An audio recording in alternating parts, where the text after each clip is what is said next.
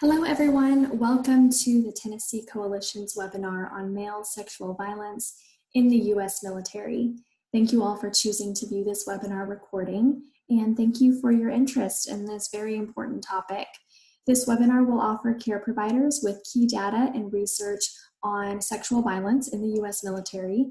We will discuss resources and trauma-informed practices for civilian sexual violence advocates and other allied professionals who serve service members and veterans.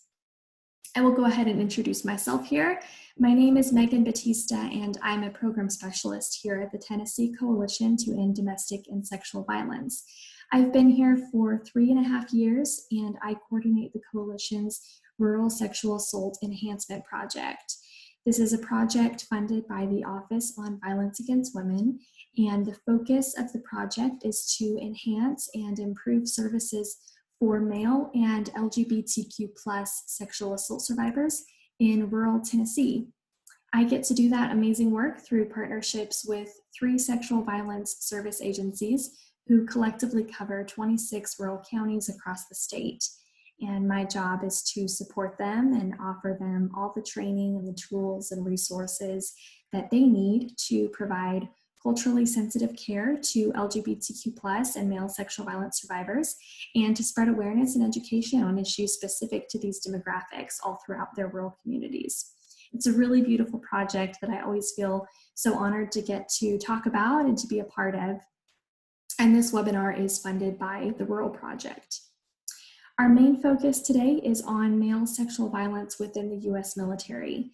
And we will touch on sexual violence in the military that happens against members of any gender, though.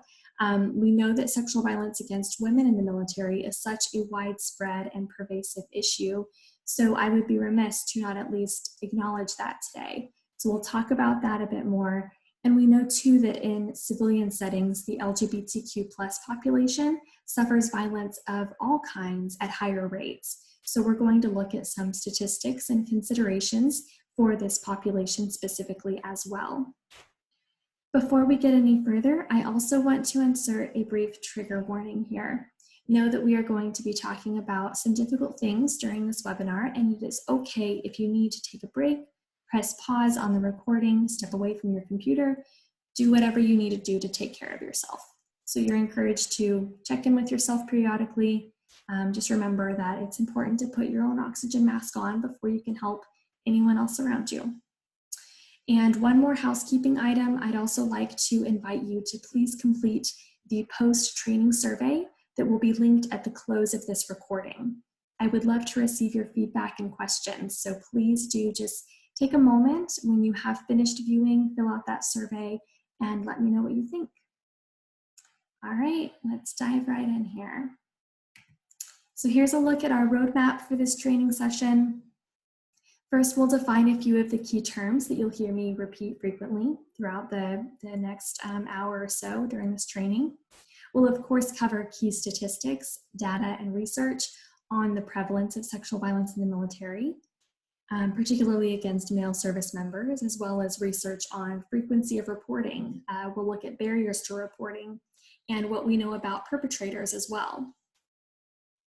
We'll talk about military culture and values, and the aspects of military culture that influence instances of sexual violence, as well as the impact on survivors and on the military as a whole.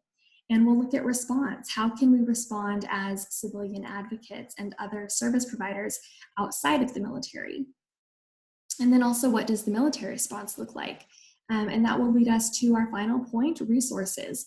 I want to leave you with some resources about reporting options within the military. I want to leave you with some resources about care and support options from within and outside the Department of Defense, so that you can pass those along to the male service members that may come to you for help. And I want to share some resources with you as well that will allow you to continue your education on this topic. There will be much more to learn than what I'm able to share in this brief webinar. So I'll leave you with some of those resources as well. All right, so let's look at some of these important definitions.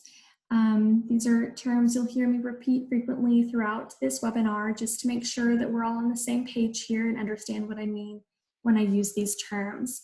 I know this is very basic, but first let's define male identity. What do I mean when I say male? I mean gay men, straight men, transgender men, cisgender men, men in same-sex relationships, in heterosexual relationships. The point here is just that gender identity and expression exists on a spectrum, and that spectrum is wide. So when I say male, I mean all male-identified persons. And then sexual violence. This refers to any sexual act or attempt to obtain a sexual act, unwanted sexual comments, acts to traffic that are directed against a person's sexuality, using coercion by anyone, regardless of their relationship to the victim, in any setting, including at work and at home. And that is the definition provided by the World Health Organization. There is also a term that we use to describe sexual assault or harassment experienced within the military specifically, and that term is military sexual trauma, or MST, as you'll frequently hear me shorten it to. And MST is not a diagnosis or condition, it is an experience. That's important to remember. The Veterans Administration defines MST as psychological trauma, which in the judgment of a VA mental health professional resulted from a physical assault of a sexual nature, battery of a sexual nature, or sexual harassment, which occurred while the veteran was serving on active duty for training, or inactive duty training. And you will hear me use both the term sexual violence as well as military sexual trauma. I feel it is so important for sexual violence advocates and other allied professionals to have even just a basic understanding of military sexual trauma, for male victims especially. You know, every survivor's experience is unique, and whether male or female, non-binary, civilian, service member, the impact of trauma from sexual violence, of course, varies from one individual to the next based on many, many factors. But what we're going to talk about here is that there are some factors that are unique to sexual violence survivors who are men, and especially male survivors of military sexual trauma. Sexual violence that occurs in the military, it just brings a whole host of additional and unique considerations. So understanding these unique aspects are important if we're going to be able to provide trauma-informed services for male survivors of MST, as well as, you know, address the issues at a systems level and work to prevent sexual violence in the military.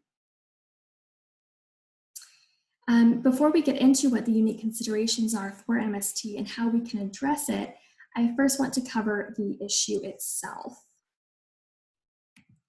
So let's get an understanding of the scope of the issue by looking at some key statistics. So since 2004, the Veterans Administration has been screening for military sexual trauma nationally for all veterans who receive VA services. And the VA is federally mandated to do this thanks to some legislation that was passed back in 1994. So of course, since screening began, we now have a lot more data on the prevalence of MST. And over the past 2 decades, we've seen an increase in reports and positive screenings, which most likely does not indicate an increase in occurrences, but rather an increase in reporting of occurrences and an increase in help seeking. The Department of Defense has implemented changes over the last couple of decades to address sexual violence and make reporting and getting help more accessible and safer. And of course, those changes don't result, or those efforts don't result in changes overnight. They do impact and improve culture over time. So most researchers and experts in the field feel that the increase in reports is a reflection of that. According to the National Veterans Health Administration, MST screening from 2017, which screened 5.15 million veterans, of those screened, 28% of female veterans and 1.5% of male veterans screened positive for MST.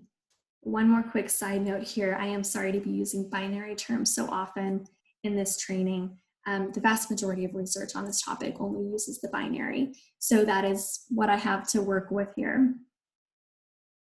But when we're considering this data and comparing prevalence of MST among men and women, it is important to note that women make up only about 16% of the armed forces. So proportionately speaking, sexual violence is committed against women in the military at much higher rates than men.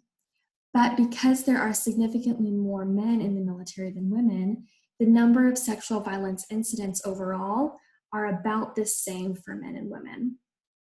There was a 2012 publication that put this into more digestible terms, I think. It showed that of about 26,000 total active duty service members who reported unwanted sexual contact, 13,900 of those were men, and 12,100 of them were women. It's important to note that that statistic is looking at instances of unwanted sexual contact, not instances of sexual assaults. About half of all military sexual assaults are committed against men. To put that into some other terms, around 38 military men are sexually assaulted every day, and only about 17% of male victim service members actually report. Some other important findings and some information about perpetrators. So the vast majority of sexual assaults of service members occur among those who are 17 to 24 years of age and are committed by an offender of equal rank or one rank above the victim.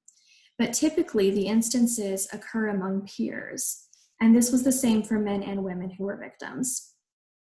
One of the differences we're seeing between the data for male and female victims is the gender of the perpetrator. A little over half of male victims reported their offender was also male.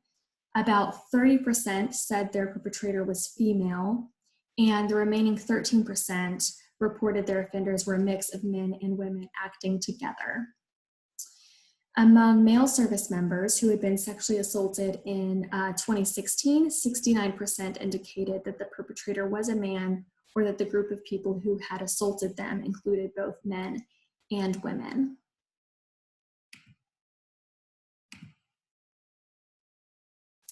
Now, some statistics on reporting.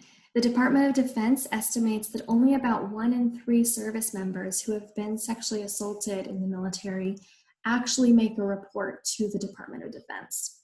The most recent data shows that 38% of women report and only 17% of men report. So women are twice as likely to report compared to men.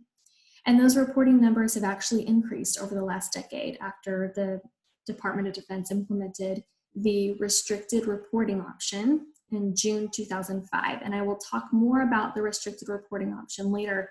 But for now, I'll briefly say this option allows survivors to remain anonymous in their reports and still receive sexual assault response services, things like medical care and counseling. According to the DoD's 2019 annual report on sexual violence, one focus group study among first responders indicated that there had been a perceived increase in anonymous reports of sexual assault, and an especially increased number of calls that came from men. So again, I think the ability to make an anonymous report now, as well as some other changes that I'll touch on later, I think these things have helped male survivors feel more empowered and safer to seek help, which is of course great news. You know, there are many reasons why men especially are hesitant to, 1, report at all, and 2, to identify themselves in their report. And some of these barriers are true for male survivors anywhere, whether civilian or in the armed forces. But as we'll talk about more, male MST survivors experience the same barriers that male civilian survivors face, and barriers that are unique to military culture. And those barriers that are found both in and outside of the military culture can heighten them, which may make reporting and help seeking even more challenging for service members. So again, we have seen an increase in reporting Focus group studies, though, have shown that there are still barriers that keep survivors from reporting. Most notably, continued confidentiality concerns and fear of retaliation. Those are big ones, despite the new restricted reporting options. There's concern that even in anonymous reports, leaders will talk with one another about reports made, and then just by piecing bits of information together, we'll be able to identify who anonymous reports have come from. And the attitudes of commanders has a really strong influence over whether or not service members feel like they can safely report and whether or not they will face retaliation for reporting. And that's because commanders set the tone. They create the unit climate. And climate factors really greatly influence the risk for sexual assault. Service members who report sexual assault also report unhealthy workplace environments, particularly characterized by gender discrimination and incidents of sexual harassment. In last year's Department of Defense report on sexual assault, men who experienced sexual harassment were at 12 times greater risk for sexual assault than average. And I just think that's such a signal to military leaders to take incidents of sexual harassment very seriously, to not brush these off as petty complaints, or just accept incidents of sexual harassment as part of the culture. They're very strong incidents of sexual assaults, and they're indicators that sexual assaults are likely to follow. So commanders have an opportunity to set a tone of zero compliance for gender discrimination and sexual harassment, which really can not only decrease the likelihood of sexual assault, but also increase the likelihood that a victim would feel safe reporting and safe seeking help. Retaliation is also a valid concern because more often than not, retaliation does occur. Around 58% of women and 60% of men who report sexual assaults face retaliation. And 77% of retaliation reports alleged that retaliators were in the reporter's chain of command. A third of victims are discharged after reporting as well, according to the DoD's 2016 report.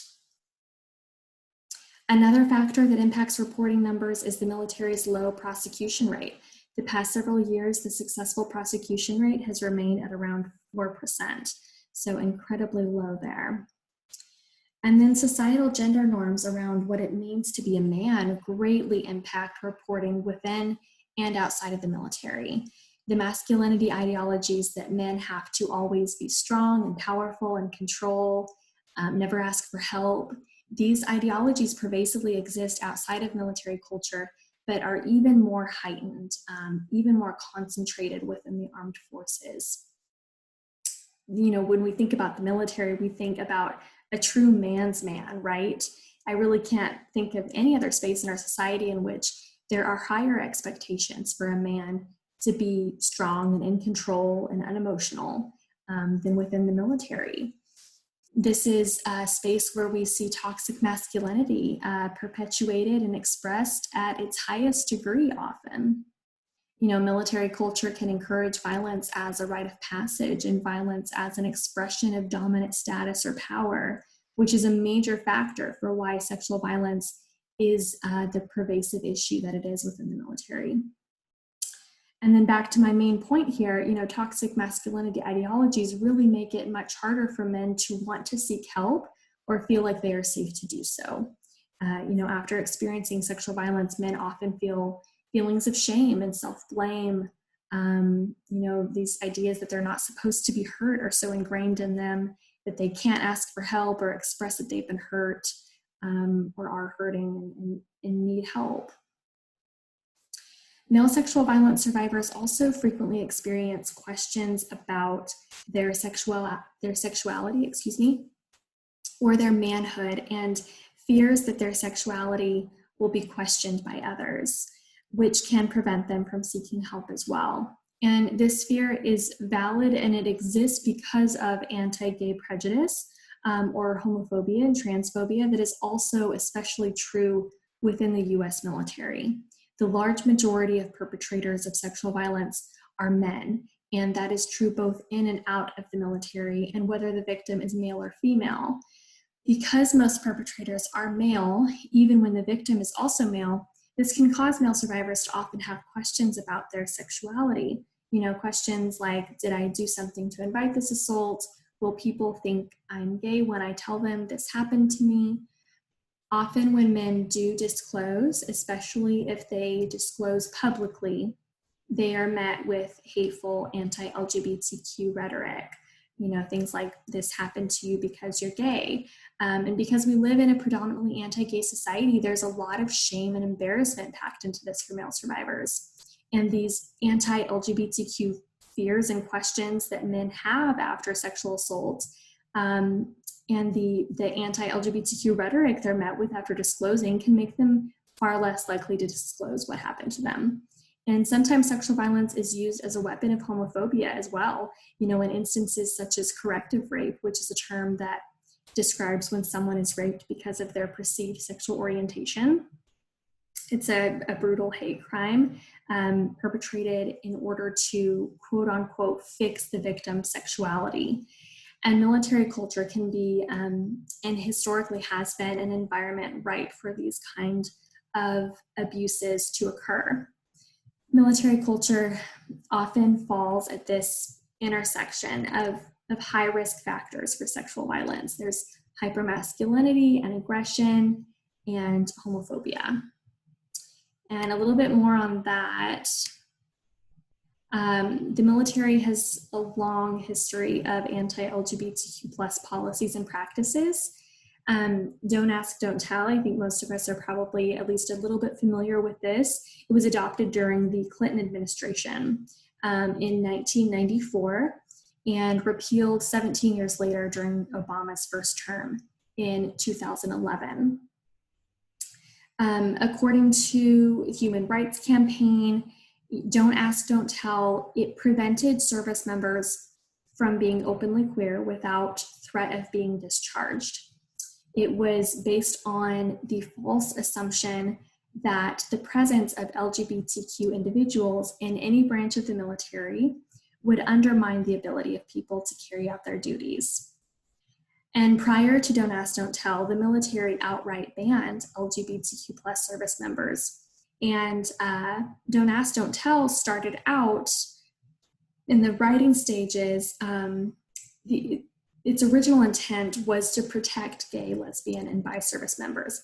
But after much pushback and compromise, it ultimately became Don't Ask, Don't Tell, which in every sense was incredibly harmful to LGB service members.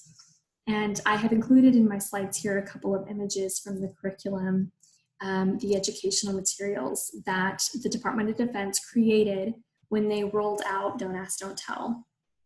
And they used these to educate new service members on the policy.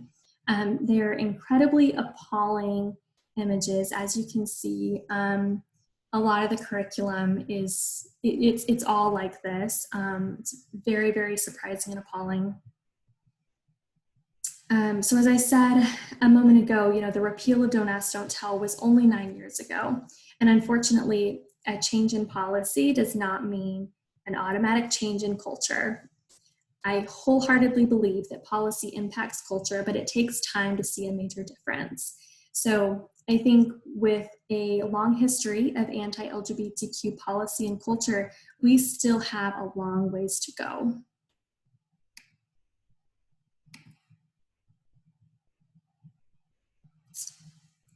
You know, we do still have, for example, AntiTrans Policy that's in effect now. In 2019, the Trump administration placed a ban on transgender service members.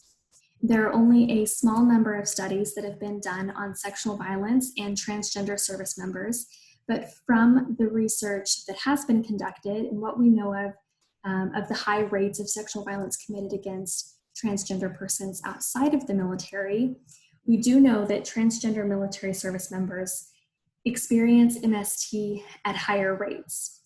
Some studies indicating that they are about 2 to 3 times more likely to be victimized. So we know that anti-LGBTQ policy and culture has serious harmful consequences on our LGBTQ service members. Okay, we're going to transition now into our next section. We've been talking about military culture already. Here I want to dive into that topic a bit more. What does military culture look like, and what does that mean for civilian advocates and sexual violence service professionals who may serve active members or veterans?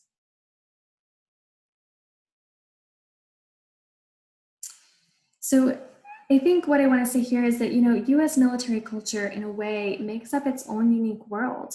There are distinct values and language and history that make experiences and life within the military quite different than civilian life. A little bit of greater context for those of you who may be less familiar with the structure of the military, or some of the terms you're about to hear me use in the following section.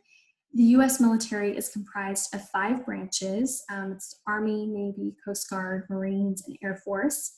And those branches of service have 2 distinct components. Those are active and reserves. The active component is made of full-time active service members. That would be both in combat and non-combat stations. And they and their families live on or near a base. So these service members and their families are living in what we refer to as a contained community space, meaning everything a person needs for day-to-day life is there on base. They have their own schools, daycares, grocery stores, hair salons, a post office, a dry cleaners, etc., everything they need. So they may be very rarely leaving base and just existing within that tight-knit, close community. That's really, to an extent, closed off from the world around it. So that is the active component of the military. Then there is the reserve component, which is an umbrella for 2 organizations, the Reserves and the Coast Guard. I won't go into the details of each of those for the purposes of this training. What's important for you to know is simply that the Reserves and the Coast Guard service members are part-time, and they live within just regular civilian communities. They don't live on base in that contained community space.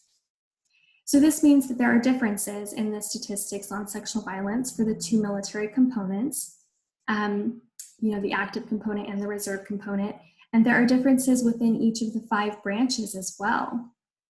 Each branch leads its own sexual violence response efforts. And each branch also has its own values. And you can read them all listed on this slide. And I won't read every one of these out loud now, but in looking at these, we can see that the reoccurring theme here is commitment and duty. Always commitment and duty before yourself. And I think that's a really important point when we're thinking about why sexual violence goes unreported and stays so hidden within the military. It makes sense when we consider that a duty to your unit and commitment and service to the military and your commanders and your peers is always supposed to come before yourself. Many survivors report that they were blamed by fellow service members for breaking the unity and the cohesion of their unit after reporting that they had been assaulted or harassed. So there is this impression, this idea that making a report, disclosing that something terrible happened to you and you need help is a betrayal to your unit and your comrades. And as I mentioned earlier, military culture is really all-consuming for active members. It is very tight-knit. Both of these aspects can make it more difficult for victims to report. Aggression is a part of military culture. Power struggles are violence indicators as well. And then service members are also taught to handle problems on their own, resolve conflict at the lowest ranking level possible and stick within the chain of command. And chain of command is something really important to understanding military culture. Every single military unit, from the largest combatant commands to the smallest teams, has a very clear chain of command.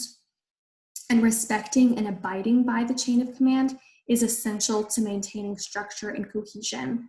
It avoids confusion about decision-making process, and ultimately it can be as important as life or death. So all orders are given from the highest ranking officer all the way down to the lowest. And if a service member has any issue or problem, they have one specific individual just above them who they report to and who is responsible for addressing that individual's concern or problem. And jumping the chain of command is strictly forbidden, except in a few circumstances, and sexual assault and abuse of power by a supervisor is one of those exceptions. But that's the written expectation. That doesn't mean that leaders are always promoting that, which can be another reason for hesitation and fear in military culture around seeking help after an assault. Now, diving into our next section here, let's look at military sexual trauma, or MST. I shared this definition at the beginning, but again, the Veterans Administration defines MST as psychological trauma, which in the judgment of a VA mental health professional resulted from a physical assault of a sexual nature, battery of a sexual nature, or sexual harassment, which occurred while the veteran was serving. So MST not only encompasses the experience and effects of rape or sexual assault, it also encompasses sexual harassment. And this is broader than what we otherwise consider sexual trauma. Some common effects of MST include anxiety, mood disorders, eating disorders, such as bulimia and anorexia. And personality disorders are a common effect as well. And then there are other conditions as well that are less common. This is certainly not an exhaustive list here. MST significantly increases suicide risk as well. Suicide risk nearly doubles among MST survivors, and the risk is especially higher among MST survivors who are men or are LGBT. And then we also have to consider all the other impacts of military service, the impact of war, the impact of combat for some service members. When a service member suffers a sexual trauma, this is just one of the many other potential traumas, whether physical or mental, that they will experience. It's widely understood that veterans who experience MST are far more likely to also have PTSD. And PTSD is brought on by all the other stressors and traumas experienced, right? So the uncertainty of where they will have to go next. What will the next move be? The threat of injury, the constant vigilance, and the need for tactical awareness to be able to make very quick life or death decisions. These are just a handful of examples of the layered traumas that service members can and do experience. And all the more reason we should be striving to offer just the highest level care possible in response. So now let's look at the Department of Defense's response, including the current process for addressing reports. I think that's a really important piece here for civilian victim advocates to know. In order for us to provide trauma-informed services, we have to be aware of a survivor's options, right? To be able to thoroughly present those options to them and be able to fully inform them on what they can expect if they report. So SAPR is the Department of Defense's Sexual Assault Prevention and Response Program. It was established in 2005, and it is run by SAPRO, the Sexual Assault Prevention and Response Office.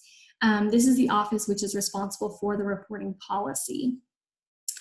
So according to the SAPRO, an official report is made with a sexual assault response coordinator or a sexual assault prevention and response victim advocate, or when a military criminal investigative organization initiates the investigation.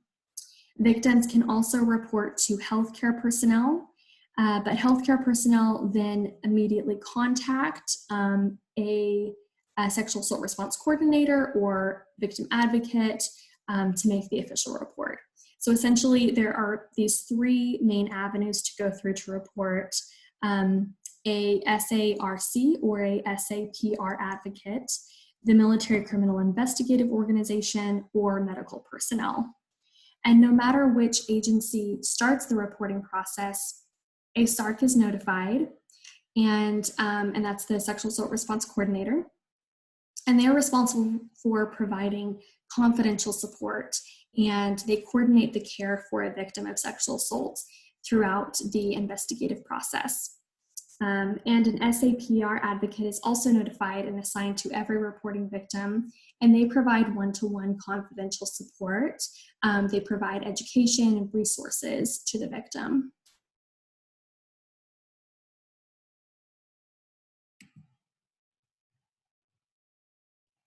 Now, there are two official reporting options: the restricted or the unrestricted. So restricted reports allow the victim to remain anonymous. They do not trigger an investigation because the Military Criminal Investigative Organization is not notified. They allow the victim to access all available services, including counseling and medical attention and legal advice. And then the restricted reports are supposed to provide a survivor anonymity, right? But there are two factors that sometimes compromise that. So when a survivor makes a restricted report, their commander is notified about the report with limited non-identifying information. Information like age, gender of survivor, and date and location of the incident. But in some cases, like when the unit is very small, or when the survivor belongs to a demographic minority, that information is enough to reveal the identity of the survivor. And then the other factor survivors should know is that even if they themselves file a restricted report, if they also share details of the incident with anyone other than a restricted reporter or a chaplain, if they talk about it with, say, a peer, then that peer may be required to report the crime, at which point investigation could begin. So it wouldn't be restricted if it came from a third party. So there is still some concern about confidentiality, even with restricted reports. Now, an unrestricted report does not remain anonymous, and an investigation can be initiated. Unrestricted reports can be made to all the same contacts as restricted reports, as well as legal personnel, such as law enforcement or commanders. And I mentioned this earlier, but it is important to note here as well that the actual investigation rate is very low and the prosecution rate is minuscule compared to the number of reported incidents. Now, the military has its own justice system called the courts martial process. So when an unrestricted report is made and an investigation, sorry, I'm on the wrong slide here. So when a report is made, an investigation is triggered, it will potentially go to courts martial. The military has victims witness assistance coordinators, or VWACs, whose roles are similar to those of civilian court advocates. They help guide a reporting survivor of MST through the judicial process. It's important for survivors to know that there is not client advocate confidentiality, though, with their VWAC, as there is with their sexual assault response coordinator or their victim advocate. But survivors do continue to receive services from their assigned SARC or victim advocate, separate from the help that the court advocate would be providing them.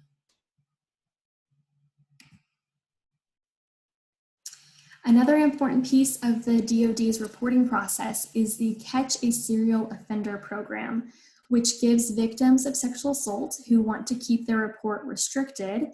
They can also have an opportunity to anonymously disclose suspect information, and this would, greatly help the department identify repeat offenders. So the CATCH was implemented in August 2019.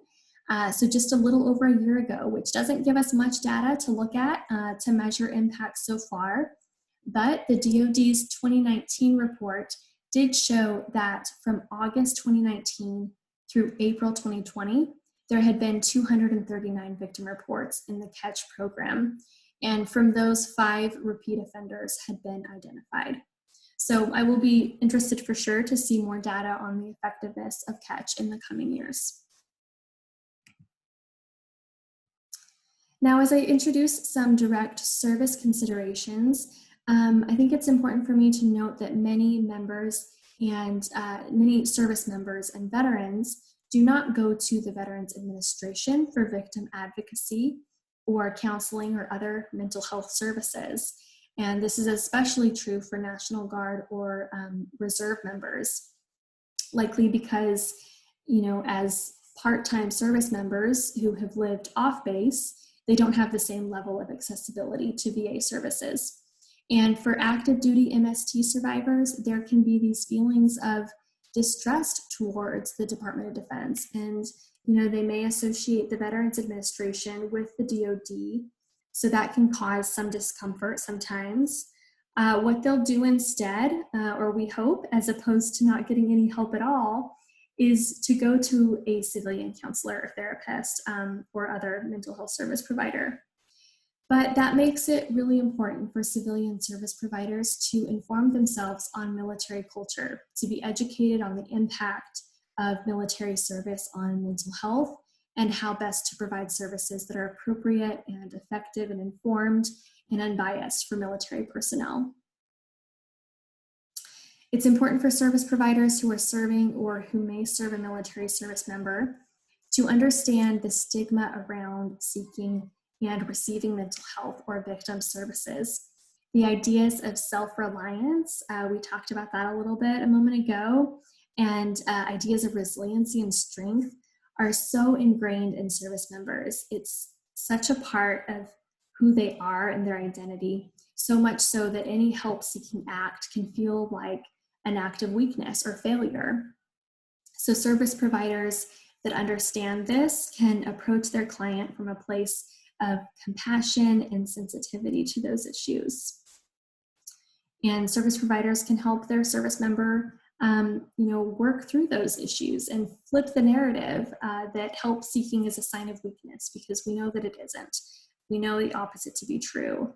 And your clients may cognitively know that seeking help does not mean they are weak, but emotionally that help seeking can still make them feel extremely exposed and vulnerable. So we should be taking every opportunity we have to help them flip that narrative. And then checking your bias is so important. As we would if we were looking at service provision for any other culture, we have to consider our possible biases towards military culture that we could be bringing into our services. We all have perceptions and ideas about military culture, much of which may be informed by Hollywood movies or TV that romanticizes the armed forces or portrays it in any number of ways that are inaccurate. And we all have our own political and ethical beliefs about war and peace building and foreign policy. Let alone firearms and government interference. These are all very hot button topics. Many of us have strong feelings about these things, but whatever those look like for you, it's just imperative that as a service provider, you recognize that where you stand on those issues does have an effect on how you view service members, but that you don't bring that into your service provision. You check your bias at the door. Service members may very well be evaluating their own beliefs around war and the military, and those things may be brought up in a clinical setting. As a counselor or advocate, it is our job to maintain neutrality and be there to listen, to validate all feelings, to allow space for the nuance and complexity of war. We're here to offer resources and coping and processing skills. It should never be our role to insert our own ideas or judgments about ethics or politics.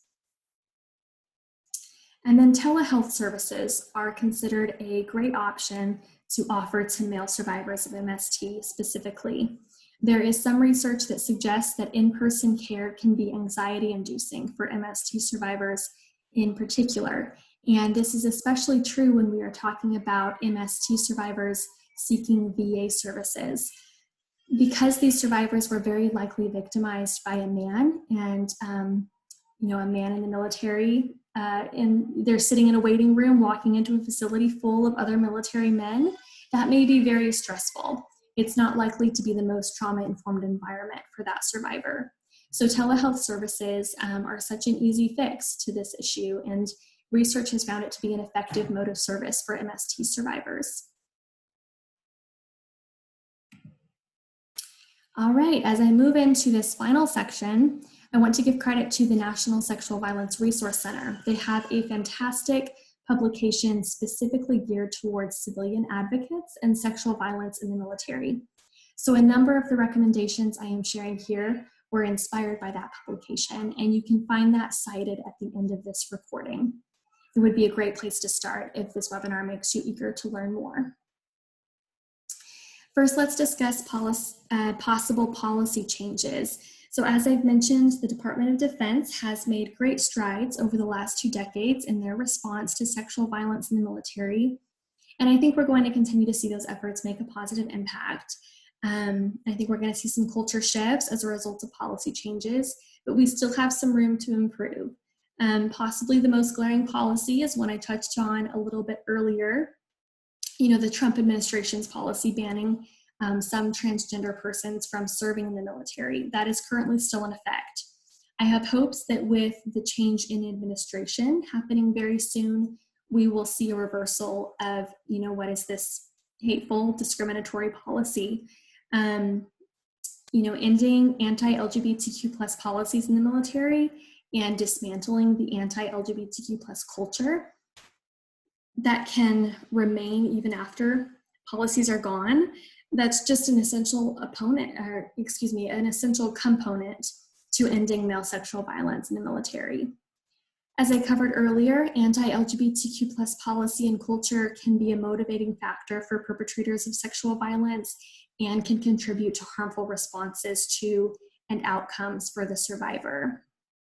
As LGBTQ plus sexual assault survivors, they can face discrimination when they seek help, whether there are protective policies in place or not. If there's still a culture of hate and discrimination, that will always be a risk. And then one of the effects of this, of course, is that gay men and trans men are much less likely to try and get help after an assault.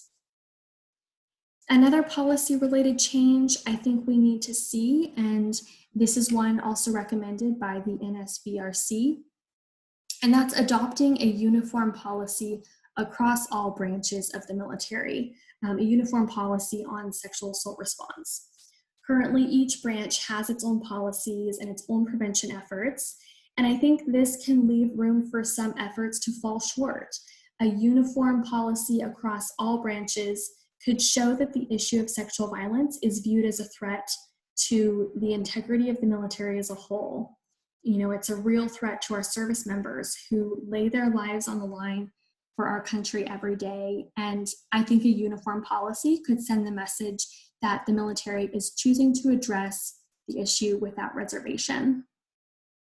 And then education is another important piece.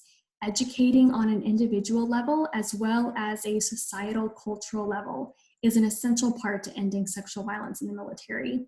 Service members should continue to receive robust training on sexual violence, what it is, what prevention and response efforts are in place, and the role that they themselves can play in prevention of and response to sexual violence.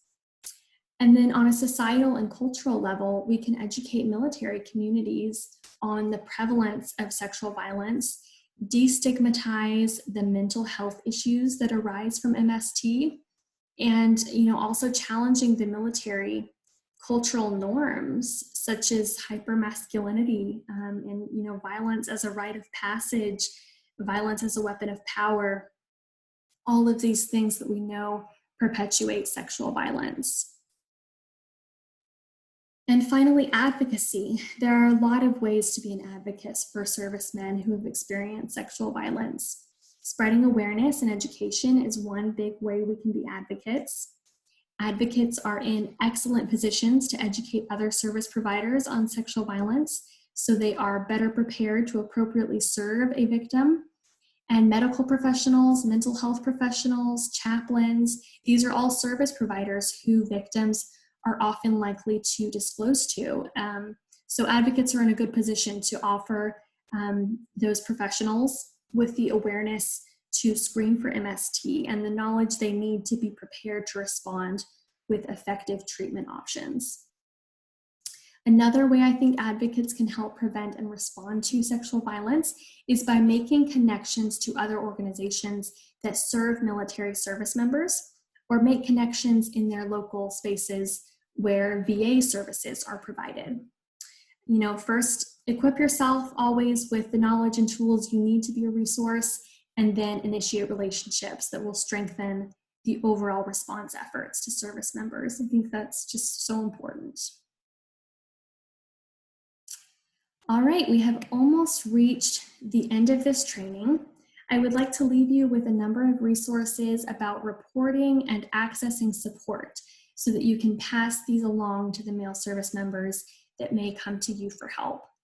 And then some of these resources I have here will also help you continue your own education on this topic. And you'll find some good resources for your own education within my references in a couple slides as well. So the DoD Safe Helpline that provides live one-on-one support and information to the DoD community. This service is confidential, anonymous, secure. It's available worldwide and available 24/7. So there's the hotline number there as well as the website. There is a free self-care app that you can use to create a customized self-care plan and connect to all of the Safe Helpline resources from anywhere in the world. So that's an option for survivors. You can also visit the Safe Help Room to connect to a secure community of survivors that can meet to help each other in a safe and a moderated online platform. That's also available 24/7. I'd also say, contact your local VA office. If you have veterans coming to you for help, go to the VA directory online or call the crisis line for assistance. And then malesurvivor.org is an online community for all male survivors of sexual violence. They have resources and educational materials for anyone who wants to learn more about sexual violence and male survivors, as well as lots of resources directly for survivors. They have a directory of therapists, some online support groups, forums, and facilitated online discussions for male survivors, particularly relevant here. They have an active military forum for survivors who have served. And then 1 in 6 is a nonprofit that provides support and information to male survivors of sexual violence, as well as their loved ones and service providers.